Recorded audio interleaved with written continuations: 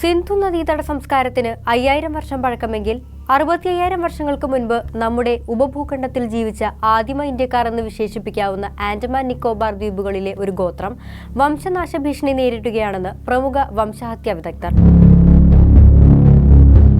പുറം ലോകവുമായി അധികം ബന്ധമില്ലാതെ ജീവിക്കുന്ന ഷോമ്പൻ ജനതയെ ഈ അവസ്ഥയിലേക്ക് എത്തിക്കുന്നത് സർക്കാരിന്റെ വികസന നയങ്ങളും.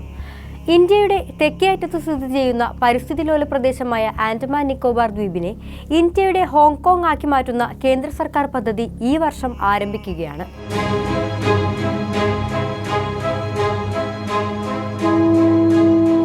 വികസനവാദികൾക്ക് സന്തോഷവാർത്ത നൽകി $9 ബില്യൺ അഥവാ 74,687 കോടി 85 ലക്ഷം രൂപ ചെലവഴിച്ച് പണി കഴിപ്പിക്കുന്ന പദ്ധതിയിൽ കണ്ടെയ്നർ ട്രാൻസ്ഷിപ്മെന്റ്, ടെർമിനൽ, തുറമുഖം, ഹാർബർ, വിമാനത്താവളം, ഊർജ്ജ പ്ലാന്റ്, ഡിഫൻസ് ബേസ്, വ്യാവസായിക മേഖലകൾ എന്നിങ്ങനെ ദ്വീപിന്റെ മുഖം തന്നെ മാറ്റിമറിക്കുന്ന വൻകിട നിർമ്മാണങ്ങളാണ് വരുന്നത്. ഇന്ത്യയുടെ വികസനം ലക്ഷ്യമിട്ടുകൊണ്ട് ആരംഭിക്കുന്ന പദ്ധതി എന്നാൽ യഥാർത്ഥത്തിൽ ഒരു മരണമണിയാണ്. ശിലായുഗ കാലം തൊട്ട് ദ്വീപിൽ അധിവസിക്കുന്ന ഷോമ്പൻ ഗോത്ര വിഭാഗത്തിന്റെ മരണമണി. 10 വർഷത്തിനിടെ 444 ഭൂകമ്പങ്ങളുടെ ഭീഷണിയെ അവർ മറികടന്നുവെങ്കിലും അന്തമില്ലാത്ത നമ്മുടെ കോൺക്രീറ്റ് വികസന മോഹനങ്ങൾക്ക് അവരുടെ ജീവൻ വില പറയുകയാണ്. കേന്ദ്ര സർക്കാർ വിഭാവനം ചെയ്ത സുപ്രധാന പദ്ധതികളിലൊന്നാണ് നിക്കോബാർ പദ്ധതി. $9 ബില്യൺ ഈ വൻകിട പദ്ധതിക്കായി ചെലവാക്കുക. രാജ്യസുരക്ഷയ്ക്കും പ്രതിരോധത്തിനും തന്ത്രപ്രധാനമാണ് പദ്ധതിയെന്ന് സർക്കാർ വിലയിരുത്തുന്നു. ഇന്ത്യൻ മഹാസമുദ്രത്തിൽ ദ്വീപ് സ്ഥിതി ചെയ്യുന്ന പ്രദേശത്ത് ഇത്തരമൊരു പദ്ധതി വരുന്നതിലൂടെ മേഖലയിലെ ചൈനയുടെ സ്വാധീനത്തിന് തടയിടാമെന്ന് കേന്ദ്ര സർക്കാർ കണക്കുകൂട്ടുന്നുണ്ട്.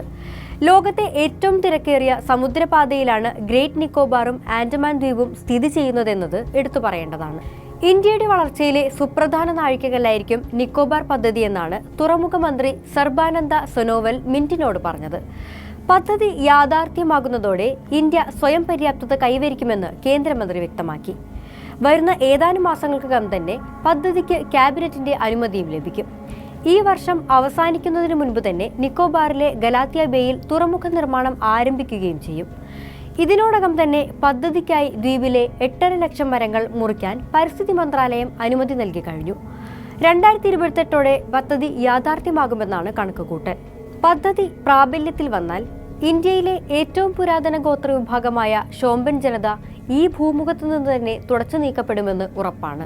900 ചതുരശ്ര കിലോമീറ്റർ പരന്നു കിടക്കുന്ന ഗ്രേറ്റ് നിക്കോബാറൻ കാടുകൾ, അവിടെ ശിലായുഗ കാലം മുതലേ അധിവസിക്കുന്ന ഷോമ്പൻ ജനത. തങ്ങളുടെ ഉപജീവനത്തിനായി ഷോമ്പൻ ജനത ആശ്രയിക്കുന്നത് ഈ വനമേഖലയെയും വനസമ്പത്തിനെയുമാണ്. പുറം ലോകവുമായി യാതൊരു ബന്ധവുമില്ലാത്ത ഷോമ്പൻ ജനതയ്ക്ക് നിർദ്ദിഷ്ട നിക്കോബാർ പദ്ധതി ഏൽപ്പിക്കുക വലിയ ആഘാതമാകും. നിലവിൽ 100 മുതൽ 400 ഷോമ്പൻ ഗോത്ര വിഭാഗക്കാരാണ് താമസിക്കുന്നത്. കേന്ദ്ര സർക്കാർ പദ്ധതിയിൽ എവിടെയും ഷോമ്പൻ ജനതയെക്കുറിച്ചോ മറ്റ് ദ്വീപ് നിവാസികളെക്കുറിച്ചോ പരാമർശിക്കുന്നില്ല എന്നതാണ് യാഥാർത്ഥ്യം. ദ്വീപിലുള്ളവർക്ക് വേണമെങ്കിൽ മാറി താമസിക്കാമെന്ന് സർക്കാർ വാക്കാൽ പറയുന്നു. Andaman and Nicobar protection of aboriginal tribes regulation 1956 പ്രകാരം ട്രൈബൽ റിസർവായി പരിഗണിച്ചിരിക്കുന്ന പ്രദേശത്താണ് ഗോത്ര വിഭാഗത്തിന്റെ നിലനിൽപ്പിൽ തന്നെ ഭീഷണിയാകുന്ന പദ്ധതി വരുന്നത്. 2013 യുനെസ്കോയുടെ മാൻ ആൻഡ് ബയോസ്ഫിയർ പ്രോഗ്രാമിൽ ഉൾപ്പെടുത്തിയ നിക്കോബാർ ദ്വീപ് 1989 ബയോസ്ഫിയർ റിസർവായി പ്രഖ്യാപിച്ചിട്ടുള്ള പ്രദേശമാണ്. പദ്ധതിയുടെ ഭാഗമായി 3 ലക്ഷത്തിലേറെ മനുഷ്യരെ ദ്വീപിലെത്തിക്കും. ദ്വീപിലെ നിലവിലെ ജനസംഖ്യയുടെ അത്ര തന്നെയാകും ഈ സംഖ്യയും. മനുഷ്യസ്പർശമേൽക്കാത്ത മഴക്കാടുകളിൽ നിന്ന് ദശലക്ഷക്കണക്കിന് മരങ്ങൾ പദ്ധതിക്കായി മുറിച്ചു നീക്കേണ്ടി വരും. നിക്കോബാർ ദ്വീപിൽ ഒരു തുറമുഖം പണി കഴിപ്പിക്കുന്നത് പതിറ്റാണ്ടുകളായി ചർച്ച ചെയ്തു വന്ന കാര്യമാണ്. എന്നാൽ നിലവിലെ പദ്ധതി രൂപം കൊള്ളുന്നത് 2020 അവസാനത്തോടെയാണ്. പരിസ്ഥിതിയെ മറന്നുള്ള പ്രവർത്തനങ്ങളാണ് പദ്ധതിക്കായി കേന്ദ്ര സർക്കാർ നടത്തിയത്. പദ്ധതിക്ക് വേണ്ടി ആദ്യം കേന്ദ്ര സർക്കാർ ചെയ്തത് ഗലാത്തിയ ബേ വന്യജീവി സങ്കേതത്തെ ഡീനോട്ടിഫൈ ചെയ്യുകയാണ്. ലോകത്തെ ഏറ്റവും വലിയ കടലാമകളായ ജയന്റ് ലെതർബാക്ക് ആമ മുട്ടയിട്ട് പെരുകുന്ന സുപ്രധാന കടൽ തീരമാണ് ഗലാത്തിയ തീരം. ഈ വസ്തുതയെ പാടെ അവഗണിച്ചുകൊണ്ടായിരുന്നു standing committee of the national board for wild ലൈഫിന്റെ തീരുമാനം. ഇതിന് 2 ആഴ്ചയ്ക്ക് ശേഷം പരിസ്ഥിതി മന്ത്രാലയം പ്രദേശത്തെ സീറോ എക്സ്റ്റന്റ് പരിസ്ഥിതി ലോല പ്രദേശമായി പ്രഖ്യാപിച്ചു. ഇതോടെ പദ്ധതിയുടെ നിർമ്മാണ പ്രവർത്തനങ്ങൾക്ക് അനുമതിയായി. 2022 ഒക്ടോബർ 27 നിക്കോബാർ വനമേഖലയിൽ കോടാലി വയ്ക്കാനുള്ള അനുമതി വനമന്ത്രാലയം നൽകി. 130.75 ചതുരശ്ര കിലോമീറ്റർ വനമേഖല വെട്ടിനിർത്താനുള്ള അനുമതിയാണ് മന്ത്രാലയം നൽകിയത്. സമീപകാലത്ത് കണ്ട ഏറ്റവും വലിയ വെട്ടിനിരത്തലുകൾക്കാണ് അന്ന് നിക്കോബാർ സാക്ഷ്യം വഹിച്ചത്. കേന്ദ്ര സർക്കാർ നീക്കത്തിൽ പ്രകോപിതരായ പരിസ്ഥിതിവാദികൾ വനം മന്ത്രാലയത്തിന്റെ ഒത്താശയോടെ നടന്ന വനനശീകരണത്തിന്റെ കണക്കുകൾ വിവരാവകാശ നിയമപ്രകാരം ആരാഞ്ഞു. എന്നാൽ രാജ്യത്തിന്റെ സുരക്ഷയും സാമ്പത്തിക താൽപര്യവും മുൻനിർത്തി മറുപടി നൽകാനാകില്ലെന്ന് പറഞ്ഞുകൊണ്ട് RTI 8.1A വകുപ്പ് പ്രകാരം അപേക്ഷ തള്ളി. പരിസ്ഥിതിക്ക് മാത്രമല്ല, പ്രദേശത്തെ ഗോത്രവിഭാഗങ്ങളുടെ നിലനിൽപ്പിനെ തന്നെ ചോദ്യം ചെയ്യുന്നതാണ് പദ്ധതി. ഗ്രേറ്റ് നിക്കോബാറിൽ പ്രധാനമായും 2 ഗോത്രവിഭാഗങ്ങളാണ് അധിവസിക്കുന്നത്. ജനസംഖ്യയിൽ 1000-നടുത്ത് വരുന്ന നിക്കോബാറിസ് വിഭാഗവും 200-ഓളം വരുന്ന ഷോമ്പൻ വിഭാഗവും. ഇതിൽ ഷോമ്പൻ വിഭാഗമാണ് ദുർബലർ. നിക്കോബാറിലെ ഗോത്രവിഭാഗങ്ങളെക്കുറിച്ച് നൽകിയ വിവരാവകാശ അപേക്ഷയിൽ വ്യക്തമായ മറുപടി നൽകാൻ അധികൃതർക്ക് കഴിഞ്ഞിട്ടില്ല.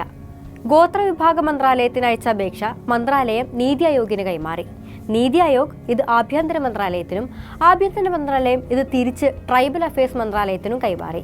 ഒടുവിൽ നവംബർ 18-ന് പ്രദേശത്തെ ഗോത്രവിഭാഗങ്ങളെക്കുറിച്ച് അറിവില്ലെന്നാണ് മന്ത്രാലയം നൽകിയ ഉത്തരം. പരിസ്ഥിതി, ഗോത്രവിഭാഗങ്ങൾ ഇവയ്ക്ക് രണ്ടിനും മേലുള്ള കടന്നുകയറ്റത്തിൽ മാത്രം ഒതുങ്ങുന്നതല്ല നിക്കോബാർ പദ്ധതിയുടെ അപകടം. പദ്ധതി പണി കഴിപ്പിക്കുന്നത് പ്രധാനപ്പെട്ട ഫോൾട്ട് ലൈനിലാണെന്ന ആശങ്ക പങ്കുവയ്ക്കുകയാണ് Jamshedji Tata school of disaster സ്റ്റഡീസിലെ പ്രൊഫസർ ജാനകി അന്ധാരിയ. ദ്വീപിൽ കഴിഞ്ഞ 10 വർഷത്തിനിടെ മാത്രം 444 ഭൂകമ്പങ്ങളാണ് ഉണ്ടായത്. 2004 ഡിസംബറിലെ ഭൂകമ്പത്തിന്റെ പ്രഭവ കേന്ദ്രമായ ഇന്തോനേഷ്യയിലെ ബന്ദാച്ചയിൽ നിന്ന് അത്ര അകലെയല്ല ഗ്രേറ്റ് നിക്കോബാർ. അതുകൊണ്ട് തന്നെ പദ്ധതി പ്രാബല്യത്തിൽ വന്ന ശേഷം പ്രദേശത്തുണ്ടാകുന്ന ചെറിയ പ്രകമ്പനങ്ങൾ പോലും ഭീതിയോടെ വേണം നോക്കിക്കാണാൻ. വരാനിരിക്കുന്ന വൻ ദുരന്തത്തിലേക്ക് പദ്ധതി വഴിമാറുമോ എന്ന ആശങ്ക വിദഗ്ധർക്കുണ്ട്.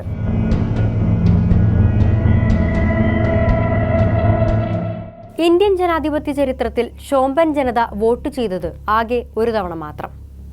കാലാകാലങ്ങളായി ഷോമ്പൻ ജനതയെ വോട്ടിംഗ് ബൂത്തിലേക്ക് എത്തിക്കാൻ ഭരണകൂടം ആഞ്ഞു ശ്രമിക്കുകയാണ്. അതിനോടൊപ്പം തന്നെ വികസന പദ്ധതികൾ നടപ്പാക്കാൻ ആഞ്ഞു ശ്രമിക്കുന്ന സർക്കാർ അതിൽ വിജയിച്ചാൽ ഇന്ത്യയുടെ ഏറ്റവും തെക്കേയറ്റത്തുള്ള ഇന്ദിരാ പോയിന്റിലെ പോളിംഗ് ബൂത്തിലേക്ക് ഷോമ്പൻ ജനതയെ എത്തിക്കാനുള്ള ശ്രമങ്ങൾ ഇനി വേണ്ടിവരില്ല.